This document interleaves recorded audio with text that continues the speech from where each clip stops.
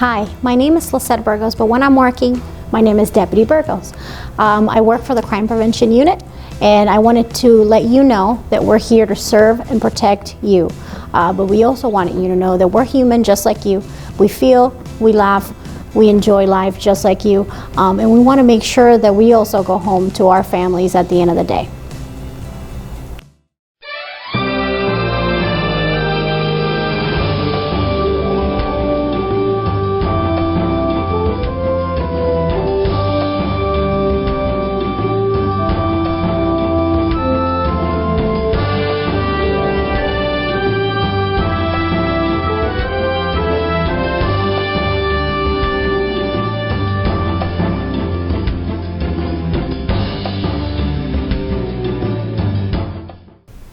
Hi, I'm Danny Ramos, and welcome to this week's edition of Hispanic Speak Out TV, brought to you on Spectrum Cable and ABC. And we are here to talk about Hispanic community issues regarding all minorities and how these issues affect our functioning in our own communities.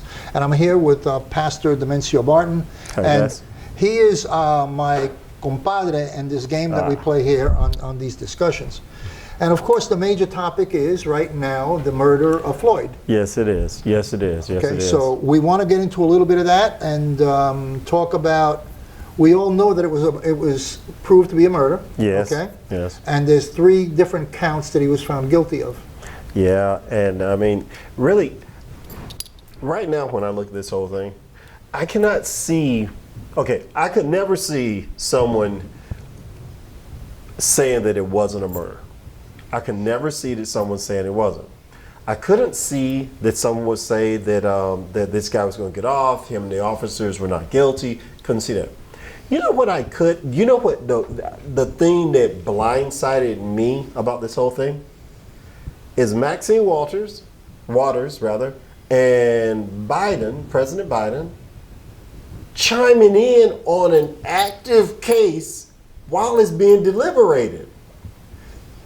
I just recently looked at one of the articles on this, and it said that though he was found guilty because of the statements by Maxine Waters, inciting violence if we don't get a guilty verdict, and Joe Biden about it better be the right verdict, now the attorneys for the officer have grounds to call what's the right term? A retrial. It's got to be. It's going to be a retrial, but they have upon appeal they said it can be overturned because of the outside influence will keep the officer from having received an impartial jury. Yeah, so where do you go now to get an impartial jury in the United States that the president has put his nose into it? The president and one of our top politicians. It makes no sense. That was one of the dumbest things I ever saw. Well, from the perspective of the White House, what does the White House look at in something like this? Okay, if this guy gets off, we're going to have riots. We're going to have a lot of people that are going to create a lot of havoc and maybe some deaths, and and that would happen. That would happen. Right. The National Guard was already mobilized. Yeah. In multiple cities and multiple states, waiting for the verdict. Right. So there would have been a major confrontation. Is this one of those things? Yes, he's guilty. But let's put that aside and say, was this one of these things where the well-being of the country comes before the rights of an individual? No, but if you have... Because of the president sticking his nose in. Well, but for me, when I listen to that, the nation is based off of the well-being of the people. If you overturn the well-being of the people, you will automatically lose your nation. So when I look, I got you. You got me. So when I look at this here, I think it's more of the chaos theory than it is anything else. They don't know when to turn it off. Who is they? Waters, President Biden. They should have just. This was a slam dunk case. All right. It was slam dunk. No, you're absolutely right. So did they do it for their own political exposure? Because, okay, Maxine Waters did it. She's only one person. Right, that she's did only it. one. And she's very outspoken, very vocal. Yeah. And so did they do it to gain favor With a certain constituency? with the mass, more than a certain, because it was a mass, everybody saw him guilty. Well, you know what I mean? yeah, both sides. To me, at this time, I'm sure you may have your outliers, but I don't know anyone that I've ever spoken to that did not say this was wrong. And that means whether you're talking about far left, far right, Well, center, middle, whatever. Okay, so let's talk about, was it murder? Mm-hmm. Was it murder? The end result was the death. Yes. But was it murder or was it first degree manslaughter? Did he in his mind want to kill him when he had his knee there? Did Yeah. he want to kill him?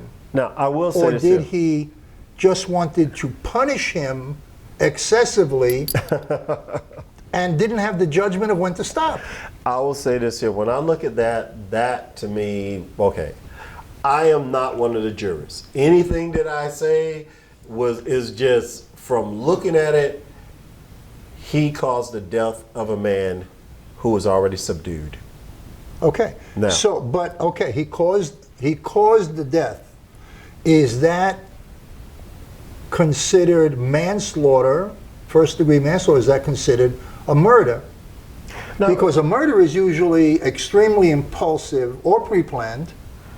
But do you think a guy would commit a murder in front of television cameras in public, in the street? And this is unless he's mentally disabled? for me, when I look at this, Or did he just lost it? when he went with what we saw, 8 to 10 minute.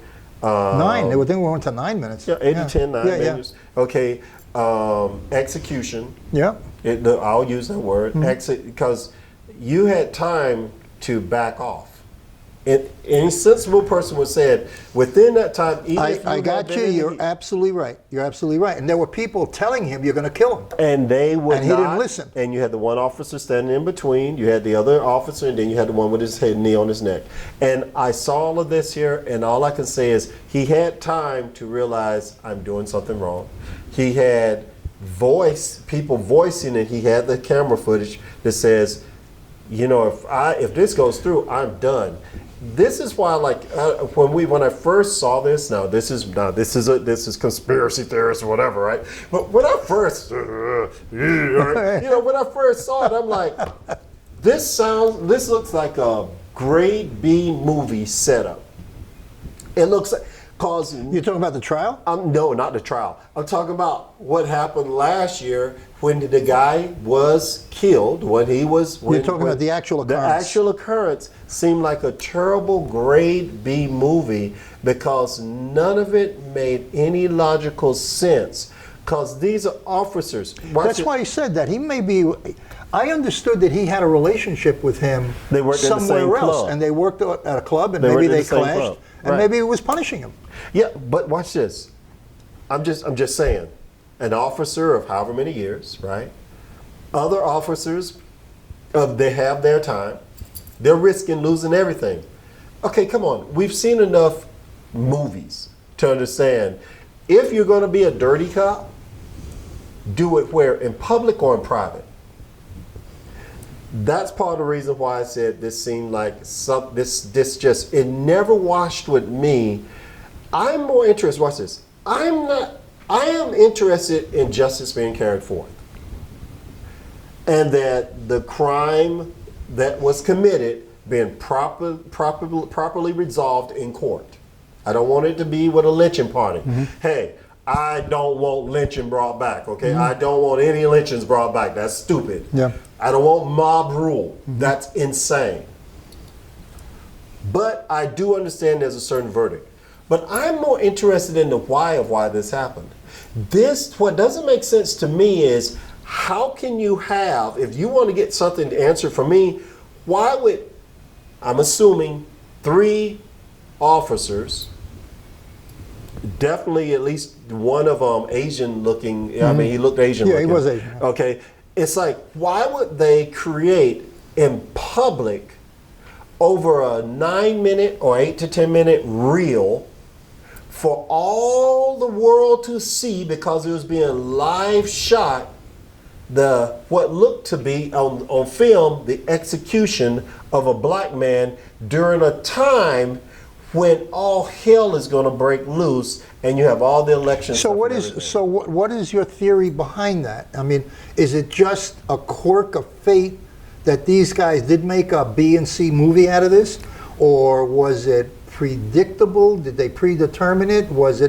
Did they say, okay, we're going to squash to show that we are the strength and we're the power? I mean, when I look at that, all I could say is this, and this is just my own thoughts, thoughts.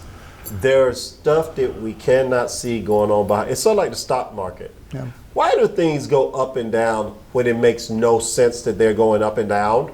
Yeah, somebody in the back controlling it, moving it. Yeah, somebody moving it. Who was pulling the strings behind this? It's just like, okay, watch this. You have the riots. You have people who are staying for weeks, months, rioting. Who's feeding them? Mm-hmm. Where are they living? How are their clothes getting cleaned? How are they moving from state to state? How are they moving from state to state? There is a system behind the chaos, and that system is not cool. And I don't understand why. We got to take action against the people who did the crime. I understand that, but wasn't it interesting last year also? The officer, I understand it, but I'm moving to a slightly different thing. Isn't it interesting how many people were flat out guilty of causing chaos, rioting, destruction of public property, destruction of private property? They be in one moment in prison or in jail, and then within hours to the next day, they're out. There is a new system behind, if you will, anarcho content. So you're saying it's actually an underground political system using these movements and violence in order to attain a result, and that is to gain power and take over power and maintain power. Well, because they're intimidating people. Intimidating is right, and let's just look at it from our culture here. Yeah. If you look at it from the Hispanic culture, from the Black culture, you have, and from non-American. Why do so many people run to America? They're running from this. Yeah, exactly. They're running from this to America. They're not running to America for chaos. Yeah. They're running to us for stability. From chaos. They're running from chaos. Yeah. Yeah. Taking it one step further, are we in an era where people cannot express themselves freely, whether you're against the person or you're with the person? If I express or you express yourself freely, are you intimidated by the reaction you're going to get or the tag that you're going to get by being free speech? Watch this. Watch this. I'm going to say the same thing you said in a different way. Is the problem right now going on in the America? I know it's a world, but I'm just saying about America right now. Is it a problem where a person's freedom is the real issue, or is the person's freedom to think for themselves the real issue? Well, you made a statement before which ties into this, which is scary. Go ahead. And that is, if there is an underground movement that is controlled because of what we said, people are moving state to state to do demonstrations. How are they living? How are they staying in hotels? Who's paying for the gas? They're voting. Because they don't have jobs. Yeah. Okay? So their job is to intimidate and to get an end result. Yeah. Okay? So that falls back into dictatorships and all that kind of thing, where you intimidate. You remember the labor union bullies? Yeah. Oh yeah. But go ahead, finish what you were saying. Yeah. So free speech right now is being infringed upon. Floyd died. He was murdered. There's no question that the man was murdered. And then there were 3 counts. Okay, we take that into consideration. But are you being intimidated to say, well, I don't think he was murdered. I think the guy committed first-degree manslaughter. He wasn't thinking straight. Whatever, it's a person's thought. Yeah. That's a person's thought. But is that person free to say that in a group of equal Americans without retribution of getting beat up or getting sanctioned at Or work. blacklisted or Yeah, whatever. like at work. Yeah, You know, yeah. Hey, I don't agree with that. And you know that there are, right now, there are organizations that are going up against don't buy this from that person or don't buy this from that company because that company believes in this. And if you buy that, you know, we're going to boycott you. We're going to hurt you. Yeah. You know, we're in that era now.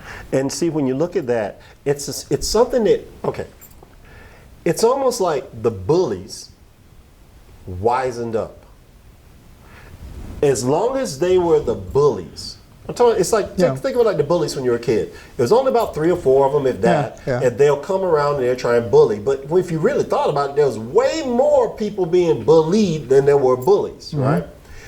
It's sort of like the bullies finally figured out something. We're outnumbered. So it's in our best interest to declare that the people who outnumber us are the bullies. And that we are the disenfranchised. And that we want to get in power.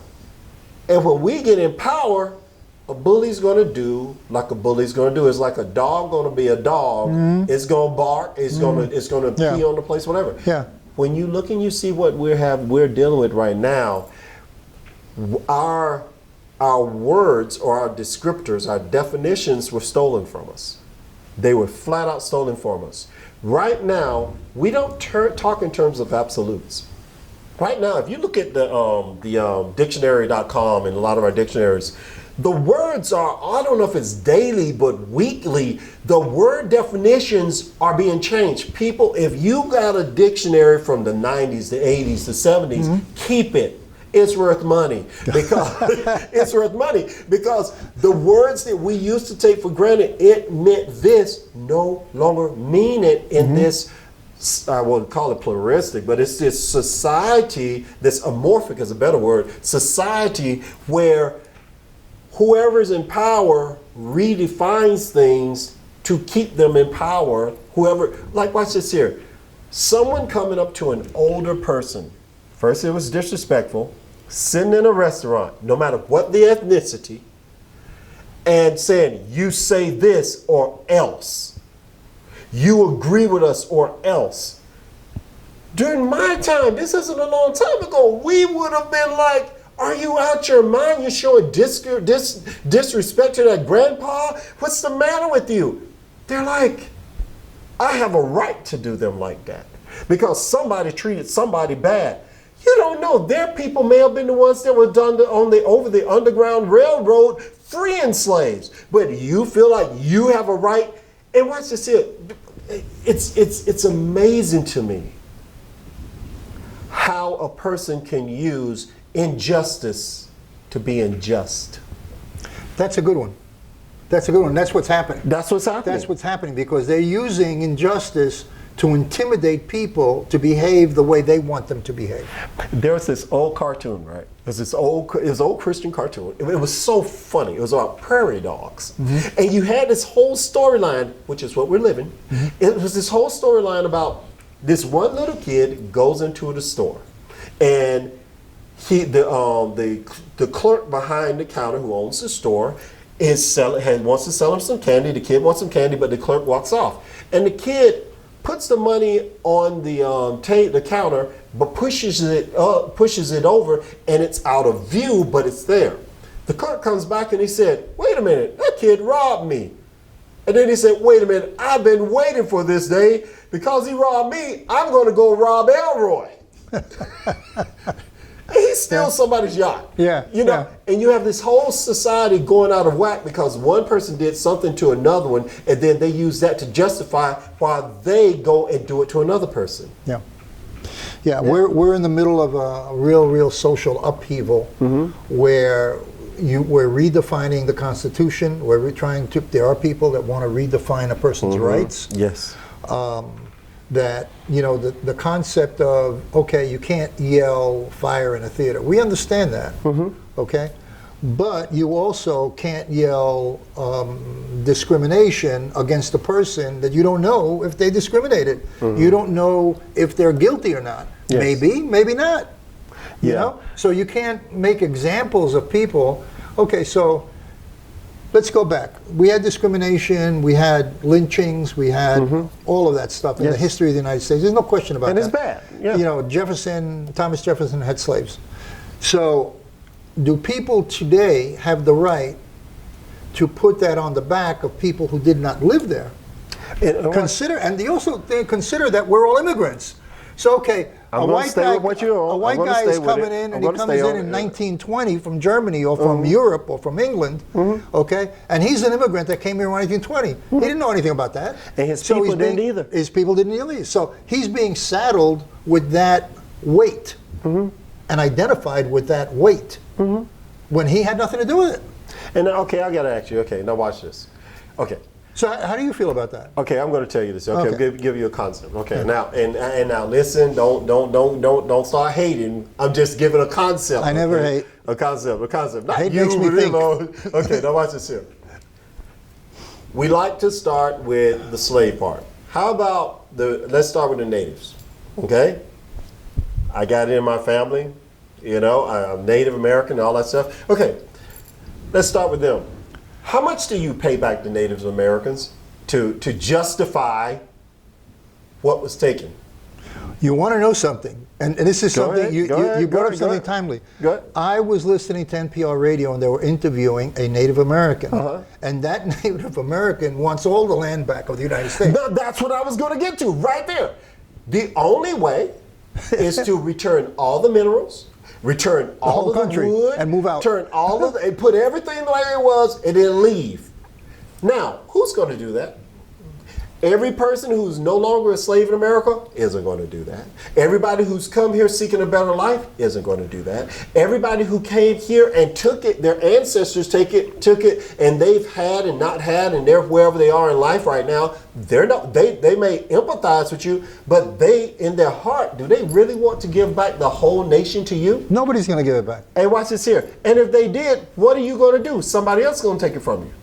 It's the truth. Yeah, I'm hoping that the United States is going through a bump, the kind of bump that we went through when the Civil Rights Movement in the '65 with the Vietnam War at the same time. Right.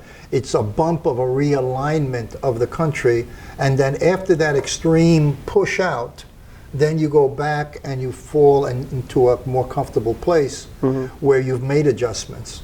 Right. And what we might be seeing now is the eruption of emotion relative to causing the change. But of course, we're not going to eliminate all police departments, because, then you have chaos. That is insane. Yeah. It's like, who do you call?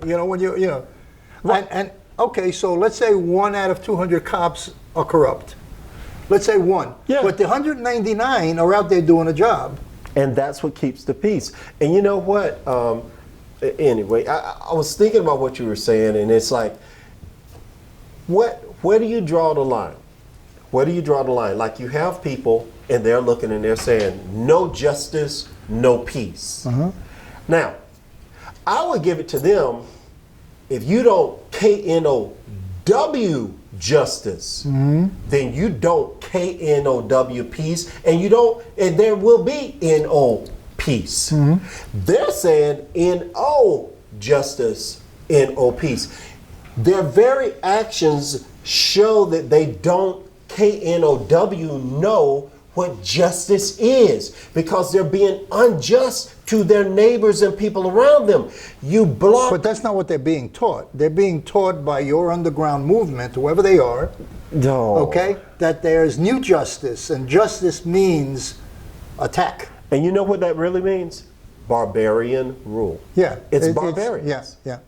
I'm sad about it, but I'm kind of thinking of, okay, what happened with Floyd is good from the point of view of they convicted him for murder, and they convicted him for the other 2 charges. Officer, right. So that absolutely avoided a catastrophic reaction in the United States. It would have been wrong. Yeah. By groups that are being paid and subsidized in order to create chaos. Now I'm going to hit you with something. Now, this is where when I look at what Ms. Waters did, Representative Waters, no dishonor or disrespect, look at what President Biden did, this is where I look and say they'll lose respect by anybody who's discerning. The only thing to be, if what that judge said is true, and you're talking about people who know the law, we're not talking about people ignorant of the law, then the only feasible outcome of commenting the way they commented on everything is for him to become acquitted through mistrial. And then they have to come back and do a retrial again because he was, if there's any question that the jury's opinions were tampered with, then you can get a mistrial. It can be overturned. Now, what will that cause? Chaos. It'll guarantee chaos in the United States. Which So are you saying that was pre-planned? I'm saying that they're not dumb. Because I've heard, all of a sudden that thing with the attacking of the White House during the election, after the election. Yeah. We're beginning to hear, and now it's off the main grid, so you really have to look into it in order to get information. Right. But now they're hearing stuff like the Capitol Police were told to stand down, not to have extra people on, so there's now been a call for an investigation on the Capitol Police and who told them to stand down, who told them to minimize, because it seems like now they were looking for hotheads to be able to access, giving them the open doorway to do what they want. Now, the reality is, all those people that showed up in Washington, if they would have gone into the White House would have been gone if they had that attitude. What you had is, maybe 100, maybe 200 out of 10,000, 20,000 people. So the question is this all being orchestrated? And one thing that I must say, and we only have 1 minute. One thing I got to say about that, when you look at orchestration, what does orchestration mean? Is there, okay, I'll say it even better. Is this scripted? Is it scripted?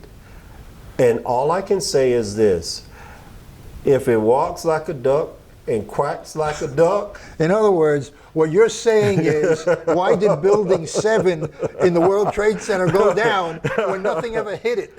You know what I mean? Yeah. This is Danny Ramos on Hispanic Speak Out, and we will be talking to you again. Thank you. Thanks, guys.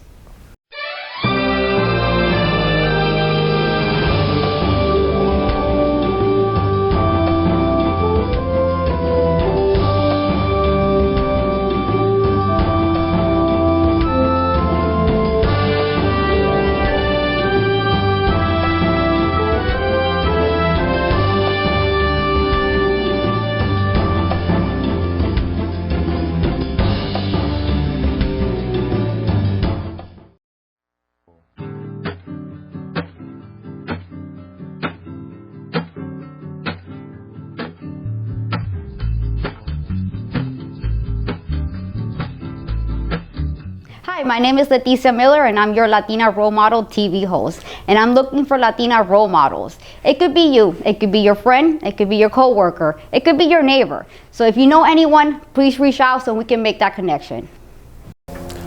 Hi, my name is Major Jacob Ruiz with the Osceola County Sheriff's Office.